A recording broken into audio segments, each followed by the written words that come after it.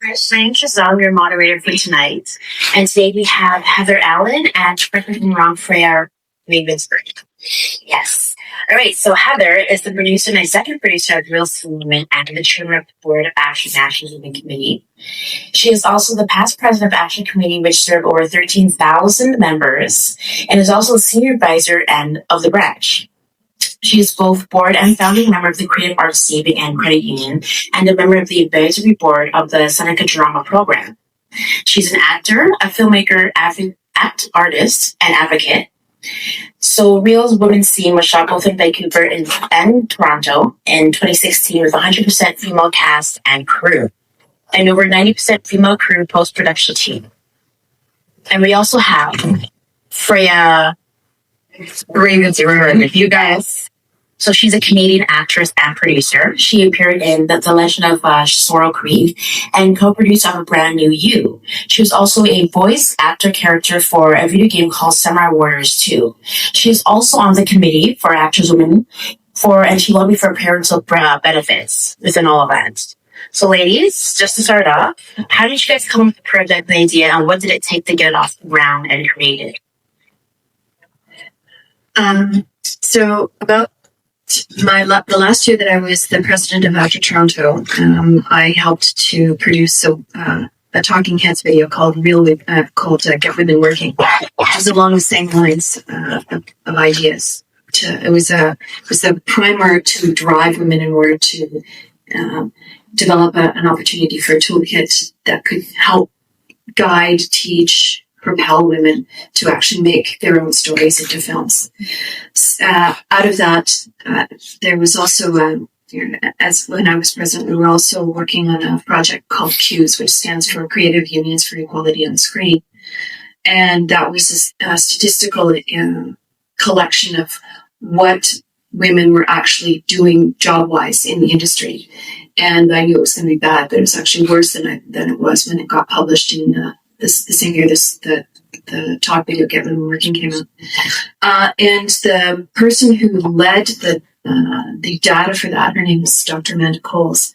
She talked about how frequently she used the Get Women Working video in her presentations and in schools and in the conversations about making sure that women had a voice and a significant place, and in particularly in key and creative roles, and was hungry for more video. And when I was then a past president and was asked to chair the Actor National Women's Committee, my then president said, "You've got some money in the budget. What would you like to do?" It was a small, tiny bit of money, but we decided, all right, I thought this would be great. And I managed to collect a bunch of folks. One of them is also in the audience, another associate producer, Jody Sadowski from Saskatchewan, and about 5 other members from across the country, to see if they would help me make this project. And we decided we wanted to work with our sisters in the other unions and guilds to make it a cross-country national effort.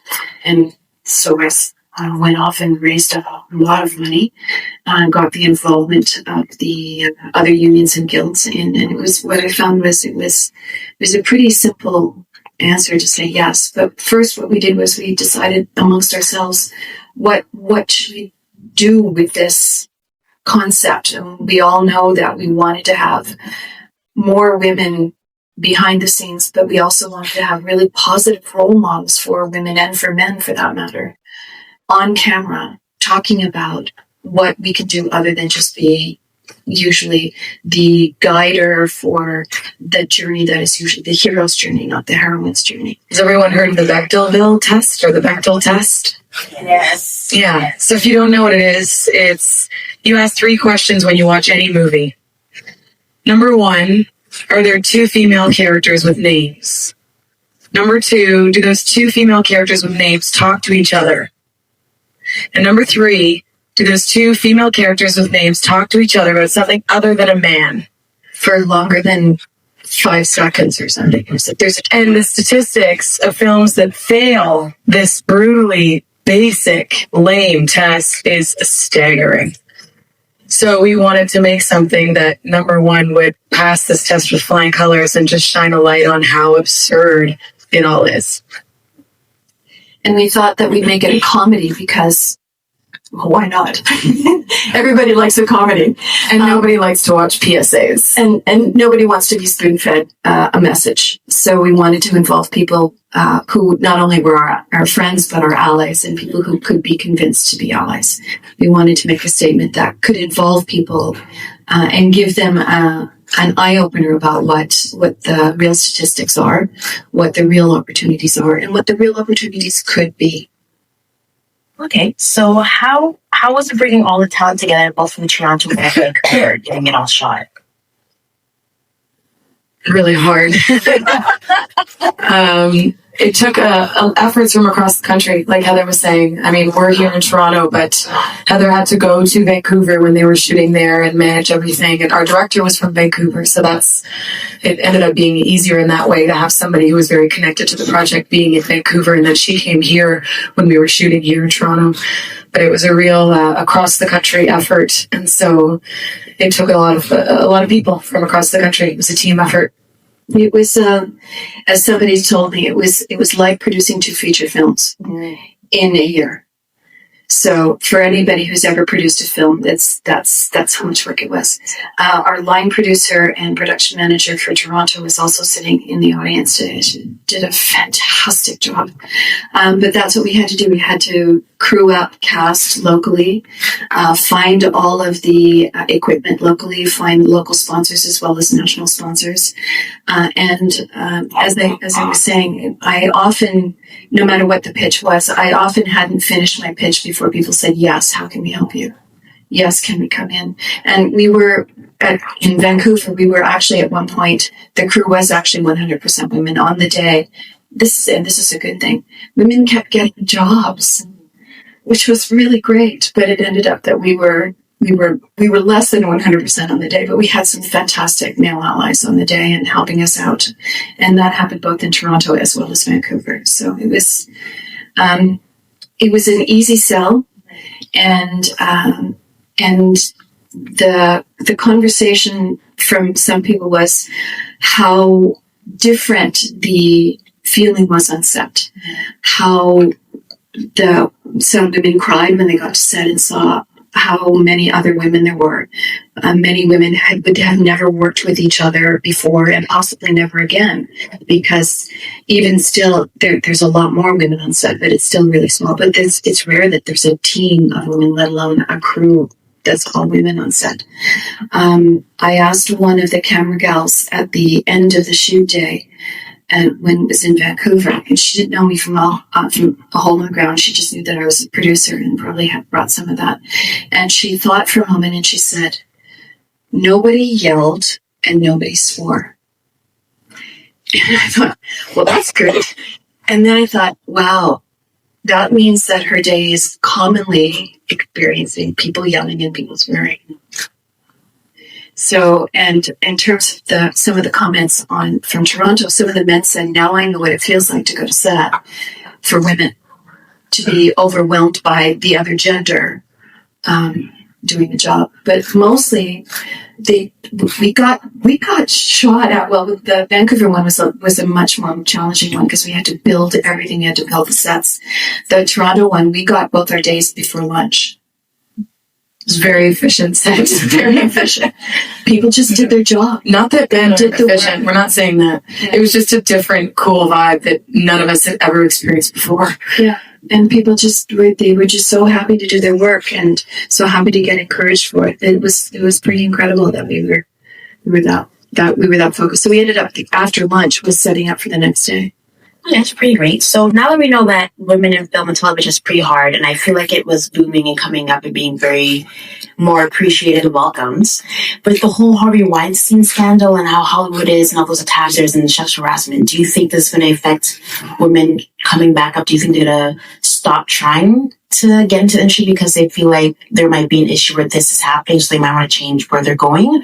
Or do you think that they'll be more willing to be like, yes, this is happening, I'm still going to fight this, and I'm still going to be that woman and producer, director, and screenwriting? What is your guys' take on that? I think it's a positive thing. Yeah. I think that it shines a light on what's happening, and it allows people to feel empowered and stand up and speak and, not let it happen to them and take the creative reins, because when women are empowered to write and direct and produce and get the job done themselves, and they're not waiting for somebody else to do it for them, it's very empowering. And that's part of the whole issue. It's a systemic issue of power. And it's not just in the entertainment industry. I mean, we all know that it's a little bit everywhere. It just happens to be easier to be complicit with it in this industry. It's really interesting. For the first time ever, a star was fired from a hit show like that, and a producer was fired from a multi-billion-dollar movie production company. It's never been done before. Never happened before. It's amazing. It's always been payouts and quiet before. So that is a huge shift in things. Does it mean it's going to go away overnight? No. Does it mean that there are still this? I personally think this is just the tip of the iceberg certainly for the industry. But what it means is that we're not going to be silent anymore, and that there are strategies that will be developed to protect the vulnerable people from this. And as we all know, it predominantly happens to women, but it's not just women; it's men too, and children, and that is unacceptable, and now needs to be talked about as unacceptable. And all of the people in the industry now can feel that they have the possibility of standing up and saying something without fear of reprisal. There is still that fear, and that's always been the case. That's why people haven't said anything. But it's really a whole new world right now. Will it continue? Probably will continue. Power, it's all about power. It's all about abuse of power. So an abuse of power will happen until such time as we have changed society. And I'm sure that part of why we're here and why we tell stories is to do that. So I have hope for that, but it's going to be a long road. So do you think everybody's going to pull away from Hollywood and start pursuing their more independent organizations for filmmakers, or are you just going to think it's going to stay? No, but let's let the women take over Hollywood for a while. You know, I'm hoping that happens. So I'm hoping all this happens, like, okay, or at least have it be a fair 50-50. I mean, half and half is good enough. It's very true.